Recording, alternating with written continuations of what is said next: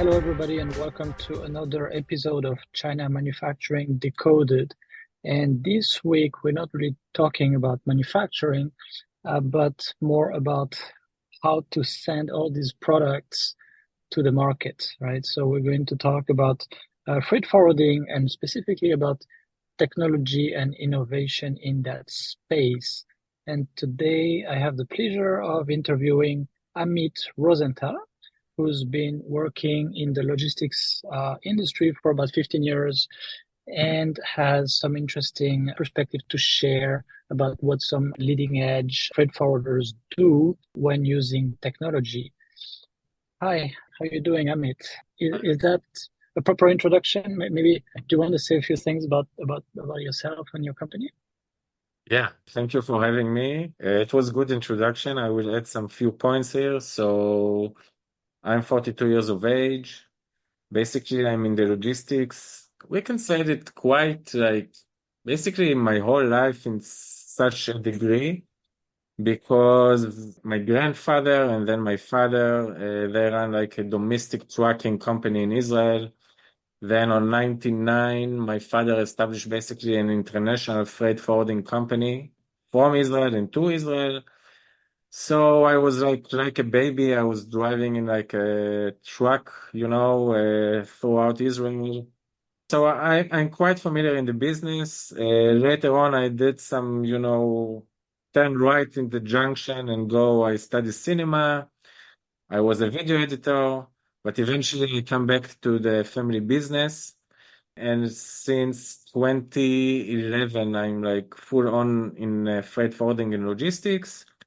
And since 2017, we had like a friend of us came to us about a rumor that there is like a legit business in freight forwarding for Amazon sellers. So at that moment, I really have no idea what does it mean, who is this Amazon sellers are, because again, we were focusing only on like regular, so to speak, international freight forwarding. So we started the business in 2017. It was grew like crazy. I believe like, with the amount of new sellers trying to go into Amazon Marketplace every year. So the same, we had like a huge increase in the volume. And today, Proboxx basically focusing only in providing logistics and freight forwarding services for Amazon and e-commerce sellers in general. So we are focused on that niche specific. Okay, so your company is Proboxx with two X for people who are just listening to us, because we're also shooting this on video. It Yeah. will be in YouTube also. And so when you say Amazon sellers, okay, I understand it's third party sellers or FBA, FBM, and these sort of things. I think most people now understand that there's a lot of companies that either sell to Amazon and then Amazon resells, or Amazon just lists their products there, but doesn't even really sell it or even fulfill it, right? So there's a lot of fulfillment work to be done in the background. When you say other e-commerce companies, what is that? What is the bulk of that? Is it people with a Shopify account who then have to deliver themselves? What do you see out there? Yeah. Mainly Shopify. I can say honestly that from my experience, and again, we are like, so, we don't do any drop shipment. So we like, if somebody going for Alibaba to find like a product in a lower cost and then resell it on Amazon, we will not do the freight forwarding on his behalf. So we only working like with decent amount of cargo. But for that perspective, regarding your question, so from my experience, I would say that 99% of Proboxx clients are, first of all, Amazon sellers. Then I see. perhaps they have also Shopify store, or maybe they do also Walmart or retailer at USA. But normally, from my experience, they will start in Amazon, normally in Amazon US, but sometimes in Canada or in Europe. Then Mm. from Amazon, they will go out and try different platforms. So yeah, most of them doing Amazon and Shopify. Some of them are also doing Walmart and some of them, and this is the less amount of people that will also do some retailing or Mm. sell for retailers, but many Amazon and Shopify. Yeah, I understand. Okay, yeah, they go multimodal. That's what they say, right? They try, or multi-channel, I should say, Yeah, multi-channel. They try not to rely exclusively on Amazon over time. That makes a lot of sense. Okay, right. so with that in mind, okay, so you tend to work with people who have an Amazon account, and then people who are used, let's say, to managing everything from an online dashboard and putting together different web-based systems to work together and connect together, right? So that's interesting. That's sort of the more forward-looking crowd. So there's probably a lot of innovation coming from this space. So we talked a little bit before the call, and then and actually you were introduced by one of our clients, Amanda. So saying hi Yeah. to her. She said that she was working with you also. So you mentioned that you could talk to us a bit about the latest technological advancements in your space in the freight forwarding business, and again, in the perspective of working with Amazon sellers, because there's so many companies that do that, right? Right. So, first of all, I have to admit that the innovation in the industry basically booming. I think since like start of 2020, maybe end of 2022 to start of 2023. What happened was, and this is something that I noticed personally, that we can say a lot of things about Amazon, all right, and about selling on Amazon or being a buyer on Amazon, but eventually Amazon provides for the sellers.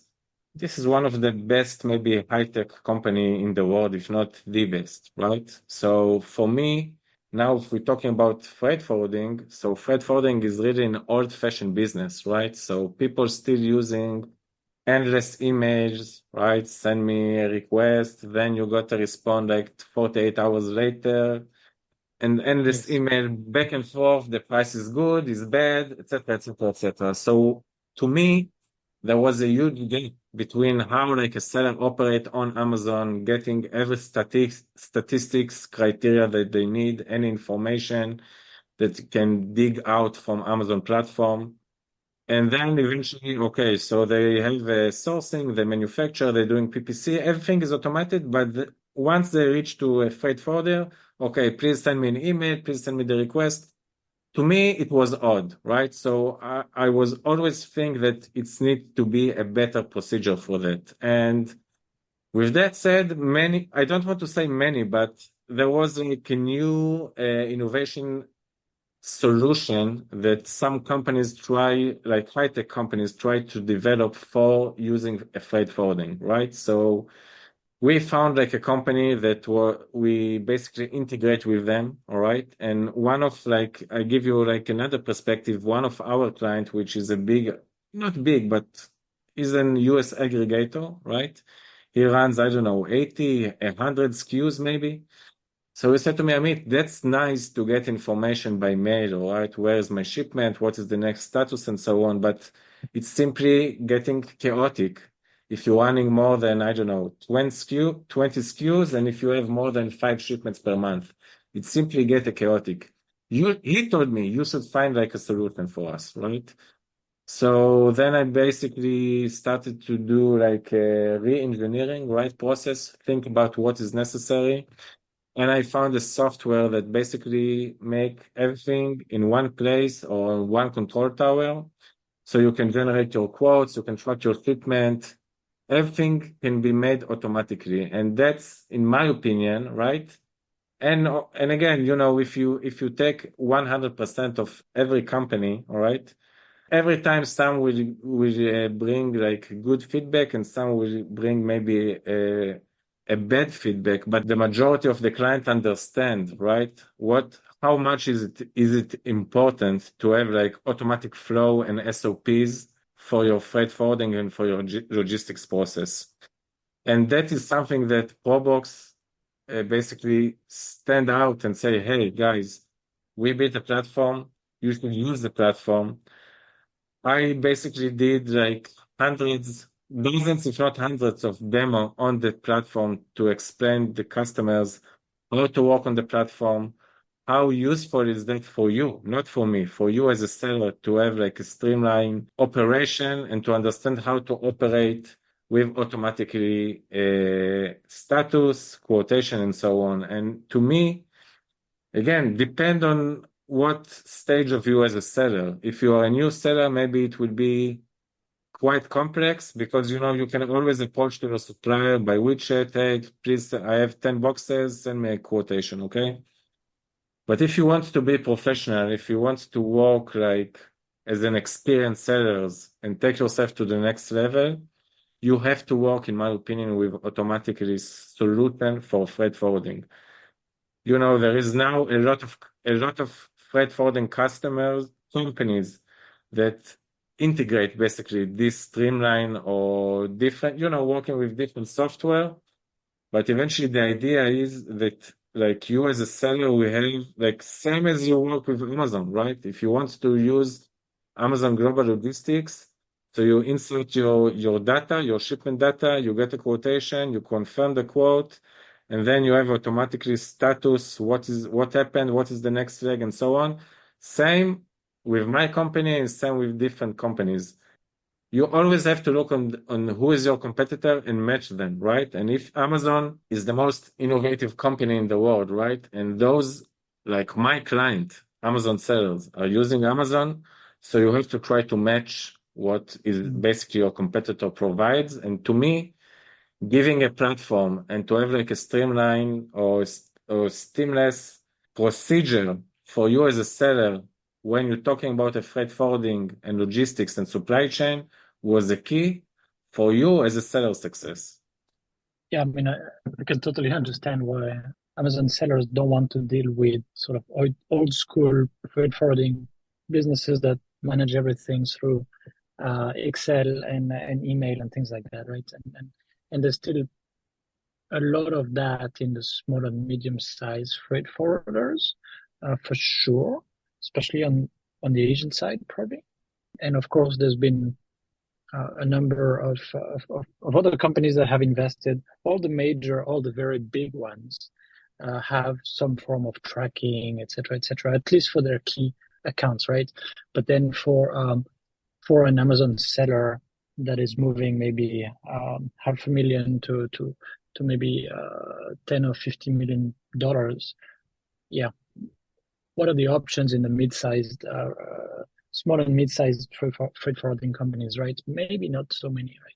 So what I'm interested in is then what's the benefit? I mean, from what you say, if I recap, I guess you link in your database cost from the shipping lines, from the air cargo and so on, so that people know, okay, they input exactly the volumetric weight of the package and from where to where, and then they get a quote. Okay, that I understand, that's simple.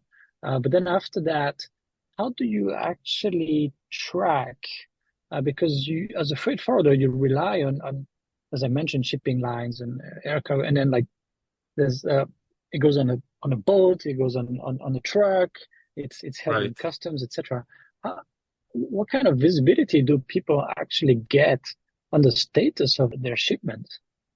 Right. So that's a good question. So we have to recognize one, in my opinion, it's an issue that like tracking, you can like if you are, let's say you are a client now and you're working with shipping line directly or with the airline directly, and again, the chances that an Amazon seller will connect with the shipping line directly is almost zero, right? Because Right, you have to right. have at least 10 to 15 container per batch in order to even have like an open discussion with shipping line. So most likely you will work with freight forwarder. So when you're dealing with freight forwarder in that sense, basically the freight forwarder will and should provide you with the shipping line and the container number, right? And then there is some software that you are able to like enter the vessel name or the container number and see when the vessel departed from the origin port and when it's arrived to destination port.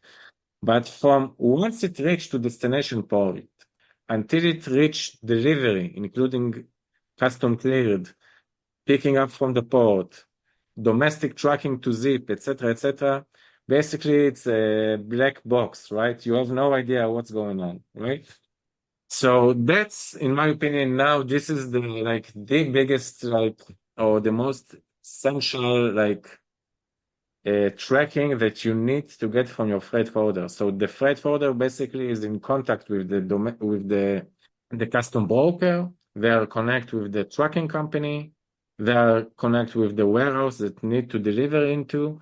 So basically, I'm talking about my company. We have some employees in the Philippines. They basically all they are doing it's like a backend tracking with those third-party subcontractors, right? In order to provide with the most accurate tracking system. Otherwise, and this is something that it took me a while to explain to my workers. Eventually, if you are a buyer, all right, let's say you're an Amazon seller, okay? So basically, we are now acting as an importer into, let's say, to the US, right? So that's very important for you to know when the goods were being picked up from your supplier, when it was departed from origin port, when it was arrived into destination port, but it's more important to you to know when it's going to be delivered, right? Because you're running campaigns, you're doing PPC, you have inventory, you need to know how maybe you need to lower the rate, maybe you need to increase the rate, right? In order to sell less or to sell more. Everything you do eventually is in order to stay in stock and to Yeah. manage your supply chain, right? So So having the an information, accurate, yeah, then the information, okay, the estimated ETA to the fulfillment center is going to feed into the whole plan of the Amazon FBA seller, at least the professional ones, right? And what you're saying is that based on that information and what inventory they currently have in the warehouse and how much is on the water coming or in the air, then they can plan a whole lot of other things that depend on that, right? So it's really important information. Yeah, that makes sense. Yeah. exactly. And to me, eventually, that's nice to have to track from the shipping line websites to track that the vessel arrived to Los Angeles for that example. But when it's going to be delivered eventually to the end destination, that's the most critical point. And for that, the shipping line will not provide you with that data because it doesn't relate to them. So having a system, right? So to me, building a system with my employees that they will understand how to track this cargo once they reach to the destination port. What are the processes later on once it's been cleared, then picked up, then going to a 3PL to dismantle and deliver per client, right? Per destination and so on. That was the most critical point, and I think that's maybe the most powerful attribute a software like ours and different software should provide you as a seller to have a better control and better visibility about your freight, about the location of your freight, and what's going to be eventually the delivery time to the destination. So And you can calculate and make the procedure you need in order to have once the inventory in, so you can sell it in the best way you possible. interesting. So, and then what you just explained is basically how you are getting information by any means possible from the different third-party subcontractors that you assemble together, right? To provide the full service into one dashboard where that actually gives the Amazon seller the information of, okay, I can expect these 500 boxes to be there on 28 February, right? Door to door. Okay, I understand that. Does that information then gets pushed easily into some of the software that the Amazon sellers are using to plan everything, or are they using Excel mostly, or well, how do they use that? I'm just trying to understand how they plan, how they do the overall plan. So that's a good question. Amazon sellers have a lot of tools and software to manage supply chain in general. I can say that for us, like if you ask me, So basically, if it's going to, it's depends if it's going to a 3PL or if it's going to FBA, all right? But if it's going to FBA, Mm, so I'm not sure if your listeners know the process. So in order to set appointment with Amazon, you cannot simply come to the FBA center. Hey, my name is whatever. This is the shipment. You have to apply for an appointment. All right. How do mm, you apply for appointment? So each PO or each shipping plan and Amazon sells creating, he has a specific or unique Amazon reference and Amazon ID number. Okay. mm, So once the carrier set an appointment, all right, basically he used the Amazon reference and Amazon ID, insert it into the seller, not the seller, sorry, to the carrier central, okay, same as the seller central, but to the carrier central. mm, mm, Once appointment is set, the seller will see like respond, hey, appointment for delivery is set for, I don't know, whenever, all right? mm. This is So the he gets window. the Mm, information from Amazon and he also get the information from us. And then he mhm, can start like working on his launching process or plan or whatever. Interesting. Okay, so if it's FBA, fulfillment by Amazon, then it, the most important is to go and plug that into the Amazon uh, system, right? That's what you mean. And if it's Yeah. FBM, fulfillment by merchant, then different sellers will have different ways of managing that, I guess, right? Yeah. So if it's FBM, like the seller have like he must have like a 3PL in whatever country it is, all right? Let's say in the US. So we must have like a 3PL. So the inventory from our side will go to his 3PL, and from his 3PL, basically the 3PL should have like an API connect to his FBM store, and then once every like purchase basically enter in, it's automatically linked to his warehouse, and then the warehouse sent by UPS or by DHL or USPS or whatever. But from our Mm, side, as a freight forwarding doing international freight forwarding, so if it's doing FBM or if a seller doing FBM, our goal is basically to deliver the goods in the most efficient way to his 3PL wherever it is. mm.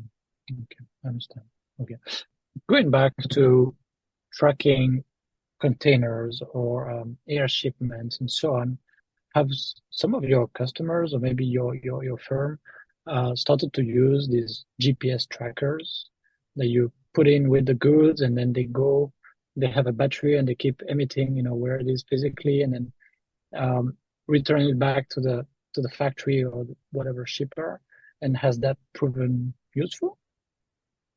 I have to admit that I know about this product. I never used this before. I think it's more like, if you ask my personal opinion, it's more about retailers that like selling like each container cost, I don't know, $250,000 or $500,000. So then maybe, and you are a big seller shipping like multiple shipments per month. Maybe then Mm, like putting like a small GPS costing $35 to $50 is legit for you. But mm, otherwise, let's say all of the clients that we are working with doesn't request or doesn't apply got for it. such devices. But it Mm, can generate, if you ask me, sometimes too much information is like sometimes a lot of information is too much information, and yeah. sometimes a lot of information is good information. So I think it's really depend on the client itself. Right. And by the way, when you say about $50, it's the price of buying it, right? But then if you return them in a batch and then keep Yeah, reusing them, it's actually a bit cheaper, right? Yeah, I right. heard of some companies starting to do that, but I agree that the best information is not okay, where is it right now? The best information is what date can we reliably get the goods in our hands, right? And that that Right. that necessitates a bit more information and planning. Remember, that I have to say that freight forwarding, like I guess every service provider in the space, it's a lot about trust relationship, right, between you and your clients. Hmm So hmm if your clients doesn't like trust the company that they are working with, right? And they cannot rely on a specific company. So you should work with a different company. So Yeah, that's yeah, right that's a for a problem. freight forwarding, for sourcing company, whatever. So in Mm, my opinion, if you ask me, if you're a freight forwarder, if you are trusting your freight forwarder, and your freight forwarder say that, hey, this shipment I don't know, the location of the shipment is whatever happened. I don't know if it was custom held right by the customs, if it was released, if something happened upon delivery, you should have some kind of trust relationship with your forwarder or with whoever service provider. So if your forwarder said that the shipment was delivered or it wasn't delivered or the location is whatever, so you should have some kind of trust between. Otherwise, if you don't feel the trust, so you have to search for a different company. yeah, yeah, for sure. It's the same in not just for freight forwarders, right? Yes, Yeah, absolutely. every provider company in the world. So you see these trackers as basically a way for the customers to actually double check if what you're telling them is true, more than actually casting light on situations where sometimes maybe the freight forwarder is not 100% sure. Usually Right. there's no such big question about like, oh, nobody knows where the goods are, right? Yeah. So it's not like when I put the air tags in my luggage because I don't know if the airport will do a good job of delivering my luggage, right? Especially this past year. Okay, just one last question. So you have a blog on your website, and I had a quick look, and then one of the things you mentioned is that in China, there's been an enormous number of small freight forwarders that appeared, let's say 2020 to 2023, right? Everybody trying to get a share of the pie. Oh, the rates are super high. Let's try to get some business because there's a lot more money now, right? And it's a mess. So we can maybe Yeah. carve a little place for ourselves. And now you mentioned that you saw a lot of them going out of business, and that can have a devastating effect for a customer. Can you expand a little bit on that and explain what you mean? Yeah. So I think you said it the best. So, during pandemic, the freight level or the freight cost increased like in thousands%, right? Up. So everybody wanted to try to enjoy the cake, so to speak. And many people open, like many Chinese companies, like or Chinese businessmen decided to open a freight forwarding company. But what is happening basically is that freight forwarding company basically working with the shipping line directly, right? So what they do, they come to the shipping line, right? Everybody trying to get a better deal, right? On the ocean freight, which is the most significant part. So any freight forwarding in the world, really, same if you are working in Israel and approaching MSC or doesn't matter.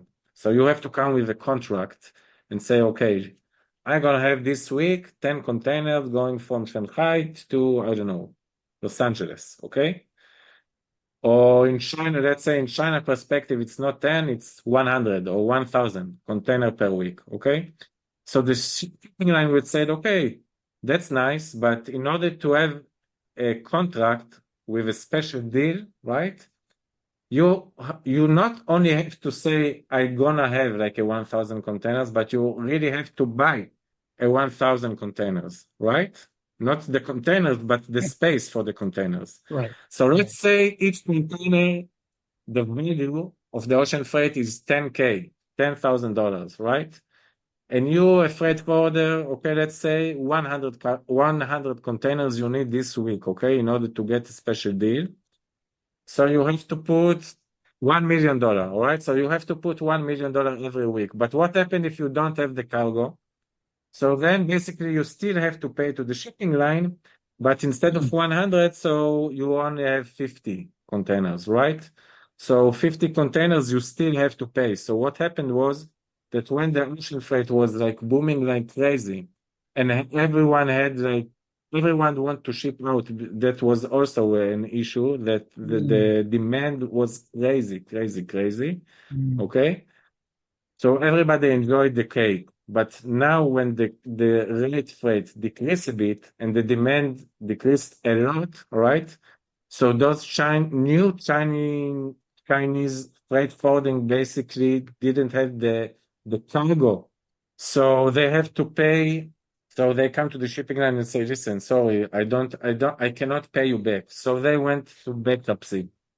So if you were a seller and you use those companies, small to medium-sized new freight forwarding company, and they have now like your cargo at hand, and they cannot pay the shipping line. So the shipping line said, okay, we hold the cargo now until you're gonna pay us.